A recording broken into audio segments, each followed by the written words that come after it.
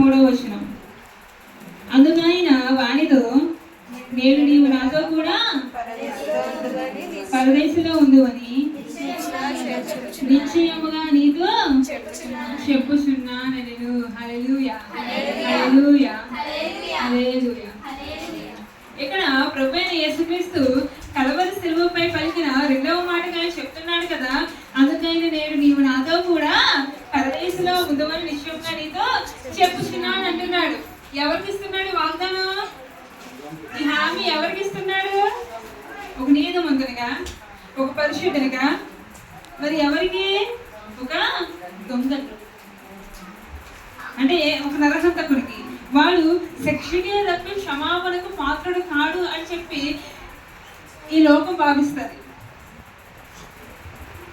వాడు చేసిన నేరాలన్నీ కూడా మనం చూసామనుకోండి, వీడు ఆ నేరాలన్నీ చూస్తే మన రక్తం ఉడికిపోయి వీడు చావుకే తప్పించి క్షమాపణ పొందడానికి ఎదుటే అర్హత లేదురా, ఈ పాయింట్ ఆఫ్ వ్యూలో, ఈ స్టేట్ ఆఫ్ మైండ్లోకి మనం ఉంటాం. కానీ అక్కడ ఉన్న పరిస్థితి ఏంటి అంటే, ఆ దొంగ ప్రభువైన యేసుక్రీస్తుని 2 దొంగల మధ్య వేలాడదీశారు. వేలాడదీసినప్పుడు ప్రధానులు, అక్కడున్న ప్రజలు అంతా కూడా ఏమని కేకలు వేస్తున్నారు, ఏమని అరుస్తున్నారు? చంపేయి, ఎస్ఐ గారిని చంపేయి, చంపేయి, చంపేయండి, చంపేయండి, చంపేయండి, సిలువ వేలాడదీసేయండి. ఏ పాపము చేయలేదు, ఏ దోషము చేయలేదు. అటువంటి ఆయన్ని చెప్పేయండి, చెప్పేయండి, చెప్పేయి, చెప్పేయి, చెప్పేయి అని చెప్పి ఆ రోమన్ సైనికుల దగ్గర ప్రజలు కానీ, అధికారులు కానీ వీళ్ళందరూ కూడా ఒకటే మాట కింద చెప్పేయండి, చెప్పేయండి బహుగా కేకలు వేస్తున్నారు. ఆఖరికి మొదట సిలువ వేయబడిన ఆ దొంగ కూడా ఏమంటున్నాడు? మొదటి దొంగ, నీవు రక్షకుడు అయితే నిన్ను నువ్వు రక్షించుకొని మమ్మల్ని కూడా రక్షించు. అక్కడున్న ప్రజలు అదే కేకలు, అక్కడున్న ప్రధానులు అదే కేకలు, అక్కడున్న అధికారులు అదే కేకలు. ఆఖరికి ఆ దొంగ కూడాను ఏమంటున్నాడు? ఈ రక్షకుడు అయితే, నువ్వు యూదా రాజుగారు అయితే నిన్ను నువ్వు రక్షించుకొని మమ్మల్ని కూడా రక్షించు. ఆ ప్లేస్లో కనుక యేసయ్య గారు ఒకవేళ మన స్వభావం అనుకోండి, ఏంట్రా నన్ను అంత మాట అంటారా, నేను రక్షించలేను అనుకుంటున్నారా, నేను దిగి రాలేదనుకుంటున్నారా సిలువ అని చెప్పి రక్షిగా మొత్తం అయిపోతుంది, ఫినిష్. అంతటి గొప్ప శక్తి. ఎందుకంటే పేతురు భక్తుడు చెవి, ఒక సైనికుడి చెవి, యేసయ్య గారు పట్టుకోవడానికి వచ్చిన సైనికుడి యొక్క కుడిచెవి తెగ నరికేస్తే కత్తి పట్టుకున్నవాడు కత్తి చేత నశిస్తాడు. నేను తండ్రిని వేడుకోలేదని అనుకుంటున్నావు, ఒకవేళ వేడుకుంటే ఆయన 12 సేనా వ్యూహాల కంటే ఎక్కువైన దూతలు పంపడని నువ్వు అనుకుంటున్నావా అంటాడు. ఒక్క దూత మొత్తం ఏంటది, ఒక దూత చేయి బిగిస్తానే అంటే ఏమవుతుంది? ఊపిరి ఆగిపోతుంది. ఒక భాగం మొత్తం నశించిపోతుంది, ఒక భాగం 3వ భాగం మొత్తం కనిపించకుండా పోతుంది అంటారు. ఒక దూత వస్తేనే ఐగుప్తు దేశంలోని మొత్తం ఐగుప్తు తొలి సంతానం అంతా నశించిపోతుంది. ఒక దూత వస్తేనే మొత్తం తెగుల చేత మొత్తం ప్రజలు 1 లక్షల మందిని చంపేస్తే దావీదు అరోనా కళ్ళం దగ్గర బలి అర్పించవలసి వస్తుంది. అలాంటిది 12 సేనా వ్యూహం కంటే ఎక్కువైన దూతలు వస్తే భూమి మీద ధూళన్నా మిగులుతారా? యేసయ్య గారు అక్కడ అదే అంటారు. కానీ ఆయన ఒకవేళ వారి యొక్క అరుపులు, కేకలు వినేసి నేను వచ్చేయగలను, వచ్చేస్తానని ఆయన యొక్క హీరోయిజం చూపించుకోవడానికి అనుకున్నాడు అనుకోండి, మనకేం లేదు. హల్లెలూయా, హల్లెలూయా, హల్లెలూయా, హల్లెలూయా. ఆయన ఆ పాత్ర, తండ్రి అయిన దేవాదేవుడు ఆయనకి ఇచ్చిన పాత్రలోని అంతా కూడా త్రాగాలి. ఏంటి అని త్రాగాలి? ఏంటి అని అంటే ఈ శ్రమ, ఈ బాధ, ఈ సిలువ శిక్ష. అంతేగాని యెహోవా దేవుడు పాత్రలో తెచ్చి తాగమంటే అది అమృతము, లేకపోతే మంచి ద్రాక్షారసము, పానీయము, ఇది కాదు. ఏంటి? శ్రమించడం, వేదనలు ఇచ్చాడు, ఆ వేదనలు ఇచ్చాడు ఆ పాత్రలో.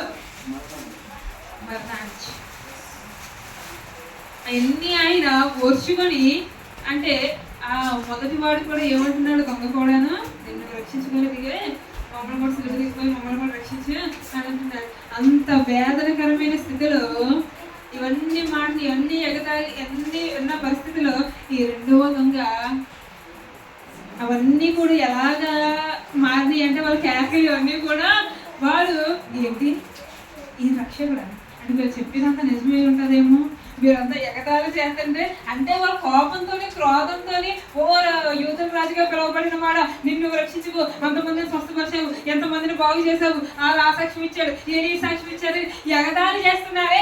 ఆ ఎగతాళిలే సువార్త కింద దేవుడు ఏదైనా మారడానికి ఉపయోగించాడు అక్కడ కల్వరి శిలువపై. హల్లెలూయా హల్లెలూయా హల్లెలూయా. రెండవదిగా ప్రభువైన యేసుక్రీస్తు కల్వరి శిలువపై పలికిన మొట్టమొదటి మాట ఏం పలికాడండి? మీరు ఏం చేస్తున్నారు, మీరు ఎరగరు కదా, మీరుని క్షమించమని చెప్పాను. ఆ మాట అన్కండిషనల్ ఫర్గివ్నెస్. హల్లెలూయా హల్లెలూయా హల్లెలూయా.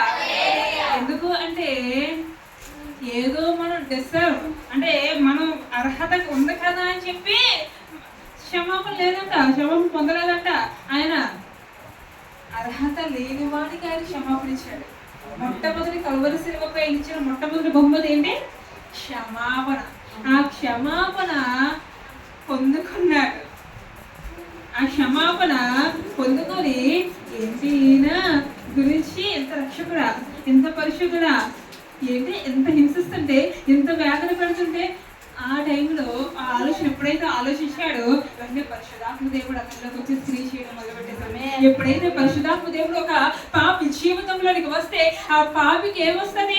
ఒప్పుకోలు వస్తుంది, పశ్చాత్తాపం వస్తుంది. ఒక మనిషి తనంతట తాను నేను పాపిని అని గ్రహించి నీ పాపము ఒప్పుకోలు చేశాడు అంటే, విన్నవించుకున్నాడు అంటే, తగ్గించుకున్నాడు అంటే పరిశుద్ధాత్మ దేవుడు అందులో క్రియ చేయడం మొదలుపెట్టాడని అర్థం. ఎప్పుడైతే ఆ దొంగలో పరిశుద్ధాత్మ దేవుడు ప్రవేశించినాడో, పరిశుద్ధాత్మ దేవుడు క్రియ చేయడం మొదలు పెట్టాడు. తండ్రి యొక్క స్థితిని అంటే క్షమించమని ప్రభువైన యేసుక్రీస్తు పలికిన మాటకి అర్థాన్ని, ఆ లోతుని, ఆ భావాన్ని పరిశుద్ధాత్మ దేవుడు ఎప్పుడైతే ఈ దొంగ హృదయంలో నాటాడో పశ్చాత్తాపండు మొదలు పెట్టాడు. అప్పుడు వెంటనే ఏమంటున్నాడో తెలుసా? మొదటి ఇద్దరు దొంగలు కూడా ఒకే స్థితిలో ఉన్నారు. ఇద్దరు దొంగలు కూడా కొన్ని గంటల్లో మరణించే స్థితిలో ఉన్నారు. ఇద్దరు దొంగలు కూడా వేదన, ఇద్దరు దొంగలు కూడా చనిపోతున్నారు. కానీ ఒకడు పాపంలో చనిపోయేలా ఎంచుకున్నాడు. సత్యానికి చోటు ఇవ్వలేదు, పరిశుద్ధాత్మ దేవునికి ద్వారం తెరవలేదు. ఆనాడు నోవాహు తన కుటుంబం పరిశుద్ధాత్మ దేవుడికి చోటిచ్చి వాడు తెరిచి కుటుంబం మొత్తం రక్షింపబడ్డారు. కానీ మొత్తం అప్పుడు చలప్రేమ మొత్తం అందరూ పరిశుద్ధాత్మ దేవుడు చోటివ్వని ఆయన నేను ఆత్మరూపుగా దేవుడు తిరుగుతూ చెప్తూ గద్దిస్తూ వచ్చాడంట. ఎవరు వెళ్ళలేదంట.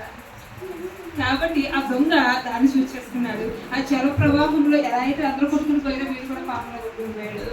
కానీ ఈ రెండవ దొంగ మారిన పశ్చాత్తాపడి అంటున్నాడు కదా శ్రేష్టమైన మాట, యేసు నీ రాజ్యానికి వచ్చినప్పుడు నన్ను ఏం చేసుకో, జ్ఞాపకం చేసుకో అంటున్నాడు. అంటే అక్కడ దర్శనాన్ని చూస్తున్నాడు. దర్శనాన్ని చూశాడు. దేవుడు రానయ్యున్నాడు. దర్శనాన్ని చూశాడు. సమూహంతో పరిశుద్ధంగా ఆ కృపైన దేవాది దేవుడు పూర ధ్వనితో రానయ్యున్నాడే. ఆ మహిమ దృశ్యాన్ని అతను చూశాడు. దేవాది దేవుడు మనో హృదయాన్ని, మనో నేత్రాన్ని అతనికి ఎప్పుడైతే తెరవ చేశాడో పరిశుద్ధాత్మ దేవుడు అతను చూడగలిగాడు. అతని మనో నేత్రాలు వెలిగింపబడ్డాయి, తెరవబడ్డాయి. ఆ దృశ్యాన్ని చూశాడు. ఆనాడు స్టెఫను ఎలా అయితే చనిపోతున్నా అసాక్షిగా అయిపోతుంటే ఆ పరలోక దర్శనాన్ని చూశాడో, పౌలు చూశాడో, అలాగా అతడు రానయ్యున్న క్రీస్తు యొక్క దర్శన స్వరూప భాగ్యాన్ని పొందుకుని ఈ రాజ్యంలో నన్ను జ్ఞాపకం చేసుకుని రాజ్యంలో నన్ను చేర్చుకో, నీవు నీ రాజ్యంతో వచ్చినప్పుడు నన్ను జ్ఞాపకం చేసుకోవయ్యా అని అడిగాడు. అప్పుడు ప్రభువైన యేసుక్రీస్తు అసలు అతడు ఎక్స్పెక్ట్ చేశాడో లేదో మన ఊహలకు కూడా అతనున్న స్థితి అడిగినప్పుడు యేసయ్య గారు ఏమిచ్చేశారంట? ఏమిచ్చేశారు?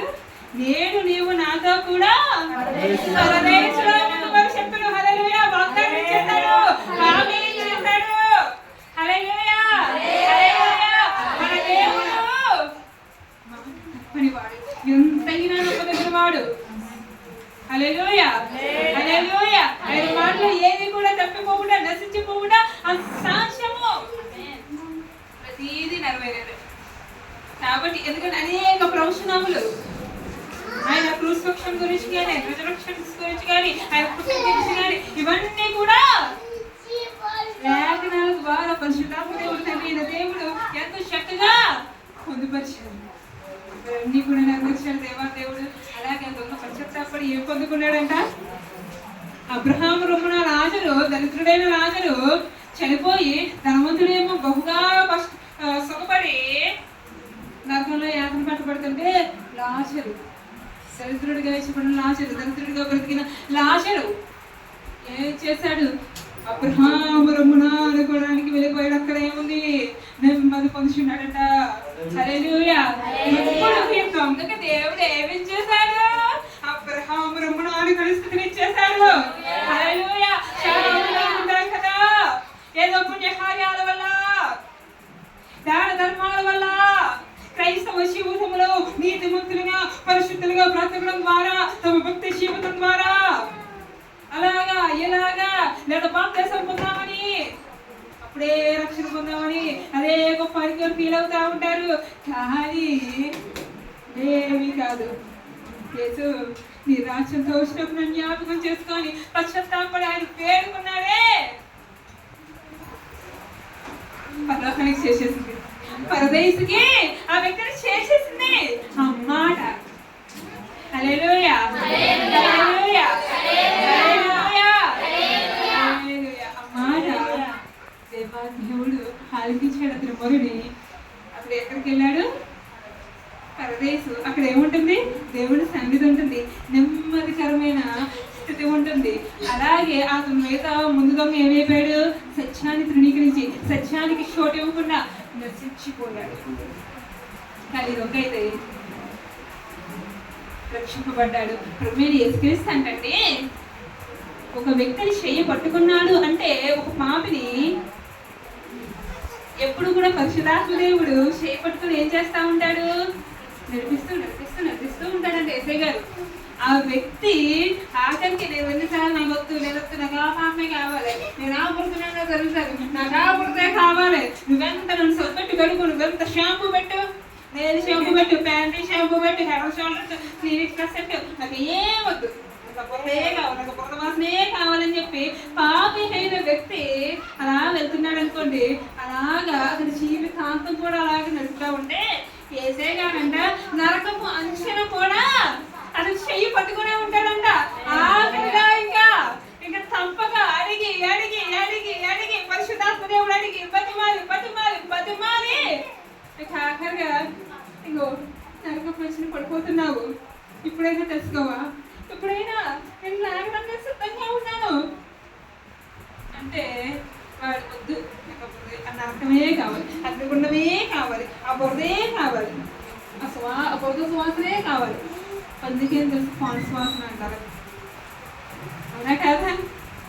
అలాగా నాకు అదే కావాలంటే ప్రభువైన యేసుక్రీస్తు అంట ఆ నరక పంచులాగా ఇంకా పట్టుకుంటున్న వాడు ఒక మనిషిని, వాడు ఇక నాకు వద్దు, నేను నరకంలోనే పడిపోతాను అనేటప్పటికీ అప్పుడు చెయ్యి వేస్తాడంట. అప్పుడు దాకా చెయ్యవాలంట, అప్పుడు దాకా అయినా చెయ్యి వదలంట. అలాగే మొదటి వ్యక్తి జీవాడు తెలుసుకోలేకపోయాడు, క్షమాపణ పొందుకోలేకపోయాడు, జీవాన్ని వదులుకున్నాడు. జీవాన్ని ఎవరు స్వతంత్రం చేసుకున్నారు? ఈ పశ్చాత్తాపడి మారు మనసు పొందిన ఈ రెండవదంగా జీవాన్ని స్వతంత్రం చేసుకుని పరదేశంలో ఉన్నాడంట. చార్లెస్ స్పర్జన్ అనే దైవజనుడు, ఆయన ప్రసంగ చక్రవర్తి అని అభివర్ణిస్తారు.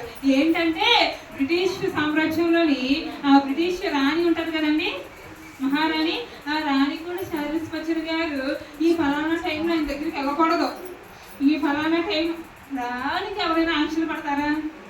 రాణి అందరికి ఆంక్షలు పడతారు, కానీ అలాంటిది రాణి ఈ ఫలానా టైంలోనే ఈ స్పర్శన దైవజనుడు ఏం చేస్తారంటే ప్రార్థనలో ఉంటాడు. డిస్టర్బ్ చేసామా రాను కూడా చూడటం అలా బయట వచ్చేవాళ్ళే ఎలాగో ఈ టైంకి వెళ్దామని చెప్పి రాని కూడా టైంలో బయలుదేరేదంట. చార్లెస్ స్పర్జన్ అనే దైవజనుడు కొరకు. అలాంటి దైవజనుడు ఒక మాట అంటాడు కదా, ఈ సంఘటన గురించి చెప్తూ రెండవ మాట గురించి మాట్లాడుతూ బుక్లో రాస్తే అంటాడు కదా, ఏసై గారంట ఇద్దరు దొంగల కన్నా ముందు ఏదో చనిపోయింది ఎందుకో తెలుసా అని అడుగుతాడు. ఎందుకు అని అంటాము ఆయన. ఎందుకు స్పర్జన్ గారు ఎందుకు చనిపోయారని అడిగామనుకోండి, అప్పుడు స్పర్జన్ గారు అంటారు కదా, ఏసై గారంట ముందుగా ఇద్దరు దొంగల కన్నా వెళ్ళిపోయి చనిపోయింది. ఎందుకంటే ఈ రెండవ దొంగ మారు మనసు పొందాడే, క్షమాపణ పొందాడే, పశ్చాత్తాపం పొందాడే. మరి ఆ దొంగకి ఏమిచ్చాడు? వాగ్దానం ఇచ్చాడు, హామీ ఇచ్చేసాడు, నీవు నేను నాతో కూడా నిత్యంగా పరదేశంలో ఉందా చెప్పాడు కదా. ఆ మాట నెరవేర్చుకుని కొరకు ఆయన అంట త్వరగా చనిపోయి పరలోకం వెళ్ళిపోయి అక్కడ దేవుడి కుటుంబాసంలో కూర్చుని ఆశపై కూర్చొని చనిపోయే లోపు మొత్తం ఇదంతా చూసి అక్కడ ఈ దొంగకి వెళ్ళి చచ్చిపోయిన తర్వాత వెళ్ళేటప్పటికి కూర్చొని షికాండ్ ఇవ్వడానికి చూస్తున్నాడంట, ఎదురు చూస్తున్నాడంట. హల్లెలూయా హల్లెలూయా హల్లెలూయా. నేను రెండవ దొంగకి నీకు సిలువపై చెప్పాడు కదా, నేను నాతో కూడా పరదేశంలో ఉందామని కలుసుకుందామని చెప్పి యేసయ్య గారు దొంగ వెళ్ళగానే ఏం చేశాడు? షికాండ్ ఇచ్చాడంట. హల్లెలూయా హల్లెలూయా హల్లెలూయా. కొంతమంది వాదిస్తూ ఉంటారు, అయితే జీవితం అంతా పాపం చేసేసి జీవితం అంతా తప్పులు చేసేసి ఆఖరి వయసులో చనిపోయే వయసులో వచ్చి వాళ్ళు తండ్రి నన్ను క్షమించు బాబు అంటే అది అక్కడ చెల్లుతుంది అని ఒక బోధకుడు అడుగుతారు. ఒక దయచేసి అంటే నేను అంటే ఒప్పుకొని అంటాడు. ఎక్కడ క్రీస్తే ఒప్పుకున్నది నువ్వెవడమయ్యా ఒప్పుకోకపోవడానికి. హల్లెలూయా హల్లెలూయా హల్లెలూయా. మొదలొచ్చిన వాడికి ఒకే కూలి, సాయంత్రం వచ్చిన వాడికి ఒకే కూలి. దేవుడి ప్రేమ ఆ విధంగానే ఉంటుంది. Unconditional love, unconditional forgiveness, unconditional salvation.